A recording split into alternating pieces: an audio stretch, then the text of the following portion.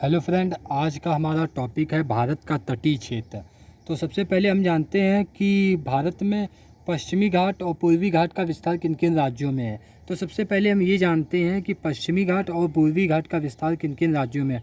तो पश्चिमी घाट की जब बात करेंगे तो मैपिंग में देखेंगे, ऊपर नॉर्थ है, नीचे साउथ है, इधर ईस्ट है, इधर वेस्ट है। तो सबसे पहले हम वेस्ट की बात करेंगे। अगर पश्चिमी घाट, तो पश्चिम घाट का विस्तार किन किन राज्यों में और पश्चिमी घाट के अंतर्गत कितने राज्य आते हैं। तो सबसे पहले गुजरात आता है, महाराष्ट्र आता है, गोवा आता है, कर्नाटक आता है, केरल आता है और तमिलनाडु आता है। तो पश्चिमी घाट के विस्तार में कितने राज्य आते हैं? 1 2 3 4 5 6। तो पश्चिमी घाट का विस्तार कितने राज्यों में है? 6 राज्यों में है। तो पहले पॉइंट ये याद रखेंगे। इसके बाद हम देखते हैं पूर्वी घाट का विस्तार। तो पूर्वी घाट का जब विस्तार देखेंगे तो पश्चिम बंगाल, उड़ीसा, आंध्र प्रदेश और तमिलनाडु का विस्तार पश्चिमी घाट में भी है और उसका विस्तार पूर्वी घाट में है। तो इसलिए तमिलनाडु को हम पश्चिमी घाट के अंतर्गत भी गिनते हैं और पूर्वी घाट के अंतर्गत भी गिनते हैं। तो अगर हम पूर्वी घाट का विस्तार की बात करें तो पूर्वी घाट का विस्तार 4 राज्यों में है, तमिलनाडु में, आंध्र प्रदेश में, उड़ीसा में, पश्चिम बंगाल में, और जबकि पश्चिमी घाट का विस्तार 6 राज्यों में। अगर हमसे क्वेश्चन ये कहें कि भारत के कितने राज्यों की सीमा समुद्र से टच होती है, तो सबसे पहले हम गिनेंगे गुजरात, महाराष्ट्र, गोवा, कर्नाटक, केरल, तमिलनाडु, आंध्र प्रदेश, उड़ीसा और पश्चिम बंगाल। इतने राज्य हैं भारत के जिनका विस्तार समुद्री सीमा में है। तो कुल कितने राज्य हो गए? 1 2 3 4 5 6 7 8 9 राज्य। तो अगर हमसे क्वेश्चन ये पूछे कि भारत के कितने राज्यों का विस्तार समुद्री सीमा में है, तो 9 राज्यों का। पश्चिमी घाट के अंतर्गत कितने राज्य आते हैं? तो 6 राज्य आते हैं। पूर्वी घाट के अंतर्गत कितने राज्य आते हैं? तो 4 राज्य आते हैं। इसके बाद हम बात करते हैं कि भारत का तटीय क्षेत्र, तट किसे कहते हैं, तट का निर्माण कैसे होता है। तो आपको पता होगा, जो नदियाँ होती हैं, नदियाँ अपने साथ मृदा अर्थात मिट्टी को बहा कर लाती हैं। बहाने के बाद वो नदियाँ समुद्र में, जैसे कोई नदी बंगाल की खाड़ी में गिर रही या अरब सागर में गिर रही, तो जब ये नदियाँ अरब सागर या बंगाल की खाड़ी में गिरती हैं तो अपने साथ बहा कर लाए मलबा अर्थात मृदा जो बहा कर लाती हैं उसको समुद्र के किनारे जमा कर देती हैं। जमा करने से कई सालों से ये जमा करती चली आ रही हैं, जिनके कारण तटों का निर्माण हुआ है। तो सबसे पहले अब ये जानते हैं कि किस राज्य में कौन कौन सा तट पाया जाता है और किस तट का विस्तार किन किन राज्यों में है। तो सबसे पहले हम बात करते हैं यहाँ पर गुजरात में। तो गुजरात में बात करेंगे तो गुजरात में एक तट पड़ता है जिसे हम कहते हैं काकरापारा तट। काकरापारा तट, गुजरात में जो तट स्थित है उसे हम क्या कहते हैं? काकरापारा तट। तो इसका विस्तार गुजरात में है। इसके गुजरात में कहाँ से कहाँ तक है? तो इसका विस्तार कच्छ से लेकर गुजरात की दक्षिण सीमा तक है। ठीक है, कच्छ के क्षेत्र में भी इसका विस्तार है और सौराष्ट्र के क्षेत्र में भी इसका विस्तार है।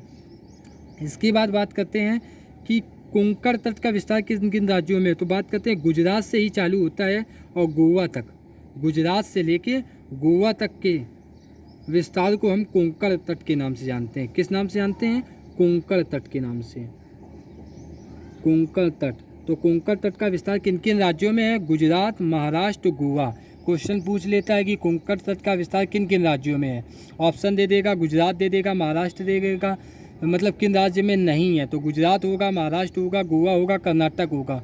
तो हमें पता है कि कोंकण तट का जो विस्तार है वो गुजरात से लेके गोवा तक है। तो कोंकण तट का विस्तार कहाँ से कहाँ तक है? गुजरात से लेके गोवा तक। इसके बाद हम कर्नाटक में बात करते हैं। तो कर्नाटक में तट है, उसका नाम है कन्नड़ तट।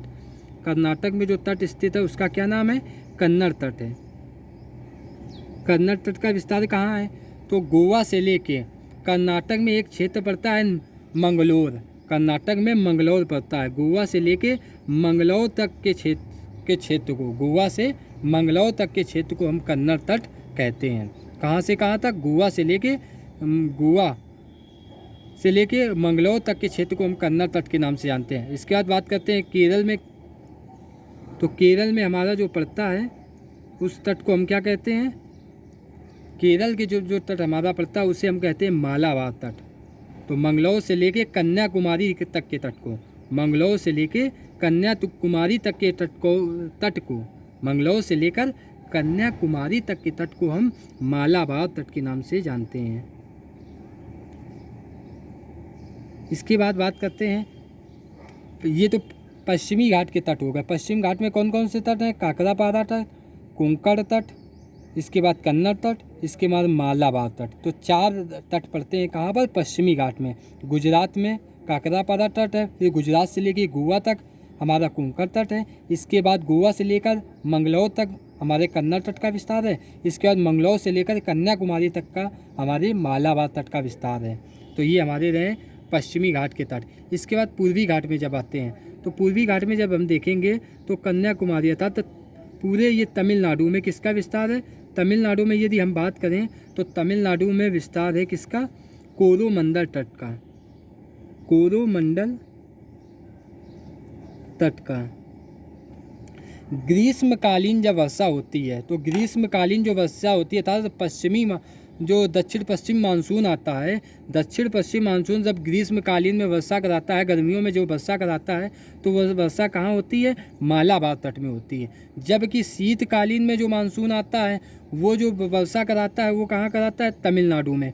तो बात आती है कि ग्रीष्मकालीन में वर्षा किस तट पर होती है? तो मालाबार तट पर होती है। शीतकालीन में वर्षा किस तट पर होती है? तो वो तमिलनाडु में होती है अर्थात तो कोरोमंडल तट में होती है। अब यहीं पर एक क्वेश्चन बनता है, कौन सी नदी वर्ष भर जल से भरी रहती है? वर्ष भर जल से भरी रहती है। तो जब ये हम बात करेंगे तो मालाबार तट, भाई ग्रीष्मकालीन वर्षा मालाबार तट पर वर्षा करा रहा है, जबकि शीतकालीन वर्षा तमिलनाडु के कोरोमंडल तट पर हो रही है। तो जो कावेरी नदी है उसका विस्तार इन्हीं क्षेत्रों में है। तो कावेरी नदी को ग्रीष्मकालीन वर्षा के भी जल प्राप्त होता है और शीतकालीन वर्षा का भी जल प्राप्त होता है, इसलिए कावेरी नदी वर्ष भर जल से प्रवाहित होती रहती है। ठीक है, तो अगर क्वेश्चन पूछ ले कि ग्रीष्मकालीन मानसून किस तट पर वर्षा कराता है तो कोरोमंडल तट पर, और शीतकालीन मानसून किस तट पर वर्षा कराता है तो कोरोमंडल तट पे। इसके बाद आंध्र प्रदेश में जब आएंगे तो आंध्र प्रदेश में जो तट उसका क्या जो जिस तट का विस्तार है उसे हम कहते हैं उत्तरी सरकार तट। उत्तरी सरकार तट आंध्र प्रदेश में जिस तट का विस्तार है उसे हम कहते हैं उत्तरी सरकार तट। उड़ीसा में आते हैं तो उड़ीसा में हमको तट मिलता है, उड़ीसा में हम कहते हैं उत्कल तट। उत्कल तट उड़ीसा में स्थित तट को क्या कहते हैं? उत्कल तट। तो हमने पढ़े मुख्य रूप से हमारे ये 4 और 3 7 तट थे। तो सबसे पहले हमने गुजरात में पढ़ा काकरापारा तट, इसके बाद गुजरात से लेकर गोवा तक कुंकण तट पढ़ा, इसके बाद गोवा से लेकर मंगलौर तक के तट को कन्नड़ तट पढ़ा, फिर मंगलौर से लेकर कन्याकुमारी तक के जिस तट का विस्तार है उसे हमने मालाबार तट पढ़ा जिसका विस्तार केरल में है। इसके बाद तमिलनाडु में बात करें तो तमिलनाडु में कोरोमंडल तट है। इसके बाद आंध्र प्रदेश में बात करें तो उत्तरी सरकार तट है। इसके बाद उड़ीसा में बात करें तो उड़ीसा में हमारा उत्कल तट है। तो जो हमारे प्रमुख तट थे वो यही थे। अगर आपको ये अच्छा लगा हो तो वीडियो लाइक एंड सब्सक्राइब करें और अपने दोस्तों के साथ शेयर भी करें। धन्यवाद दोस्तों।